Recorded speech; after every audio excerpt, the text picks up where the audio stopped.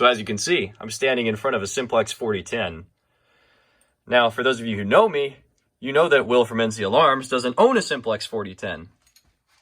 I do. So you were standing here in front of the Simplex 4010, and below it is a Simplex 4003. The 4003 will not be operating in this video. We only have horn strobes on the system, so there is no voice evacuation. But before we get started, I want to take a second to answer a question someone had asked me. Their question was, why do we have smoke detectors above fire alarm control panels? And that's a great question. So the answer is because, let's say the fire panel itself starts to smoke up or even catch fire, which has happened in the field. You would want there to be some sort of notification, whether it's a few seconds of the horn strobes in the building going off before the panel dies. And you would also want it to dial out to the central station to let them know that, hey, there's a fire, even if the panel was dead. And as you might imagine, this is just a last resort because the panel's not always going to be able to catch that fire alarm event before it dies. Correct. But this is a absolute last resort. It's like, hey, let's at least try. It's a hope. It's a hope that it'll catch it. Correct. Absolutely. So, but also understand that the smoke detector is doing, there's dual purposes. So it's not just protecting the panel. It could be protecting what's in the room as well, whether it's an electrical closet, an IT room, mechanical room, etc. So you also might notice that we do have a trouble on the panel for the time being. Yes. There is a relay inside the panel that is intended to trip the security system. And that's disabled. We have it disabled because we don't want the security system tripping for this video. Correct. So let's get started. The devices are still the same, but I really want to focus on the notification appliances because I really think you guys are going to enjoy the setup. Have a look at this guy. This is my Wheelock 34T24WS. So this is not a 7002T, but get this. It is a 4-wire device, and it is not a 7004T either. So this is a 4-wire 7002T, basically. It's a 24-volt horn and strobe that operate independently. There are 4 individual terminals, a positive and negative for both the strobe and the horn, so that they can operate independently. However, I have this particular one wired as 2-wire, and because of the coding option, this strobe will not be flashing very frequently. Correct. There's 8 screws on the back of this device total. So if we move into the bathroom, we have my Wheelock 34T24. I removed a bunch of these from a building, and I also have one of these in the attic too.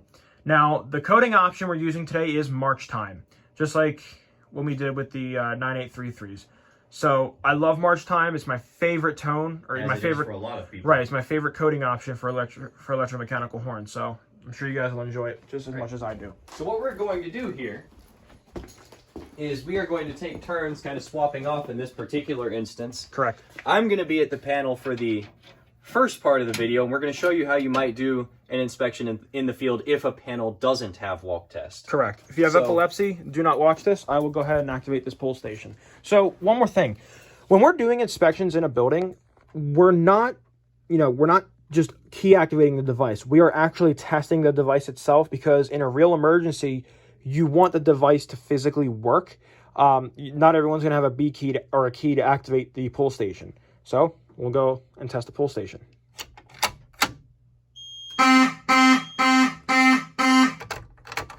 All right.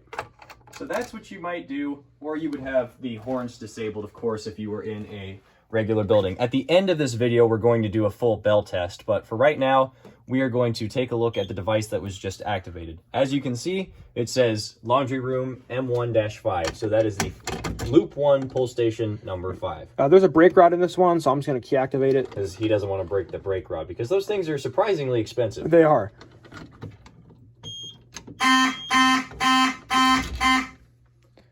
So that's silenced.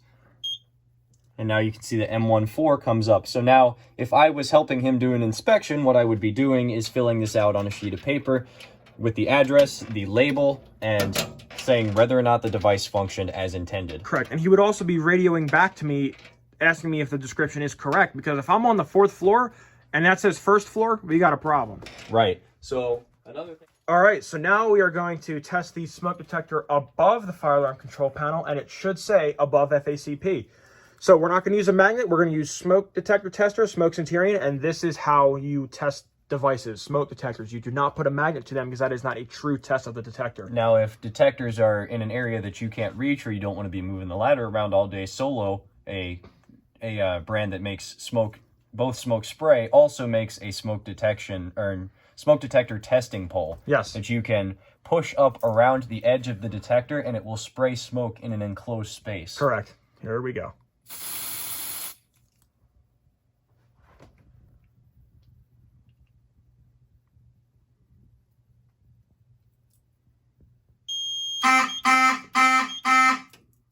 All right.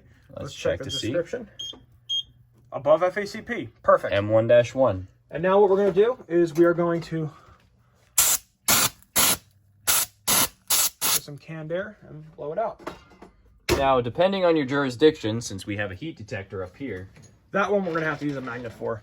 Yes, but depending on the jurisdiction, you don't always have to test heat detectors because they're not fire alarm devices. Correct. But that, of course, is a jurisdiction thing, not a code book. Right. You won't find that in NFPA 72. Right. That's something that, let's say you were in one state. Let's say you were in Oklahoma, and Oklahoma didn't require you to test heat detectors. You wouldn't have to worry about this device. That's correct. All right. We'll be right back. So we had an accident with the magnet. Yeah. So look what we're going to use. Professionalism at its finest. Right. See if this will work. I think it will. Yeah, it works.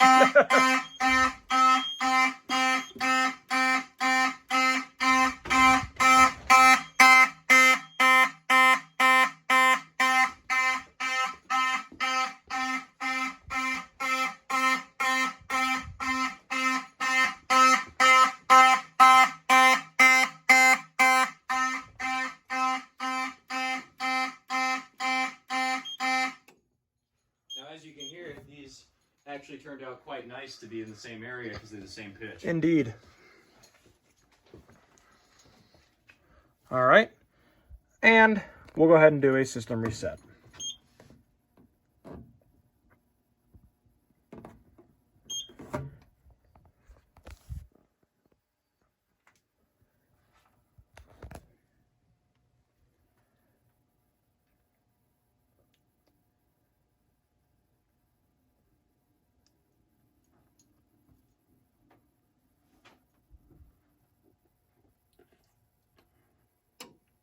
All right. As you can see, the system returns to the state it was previously in.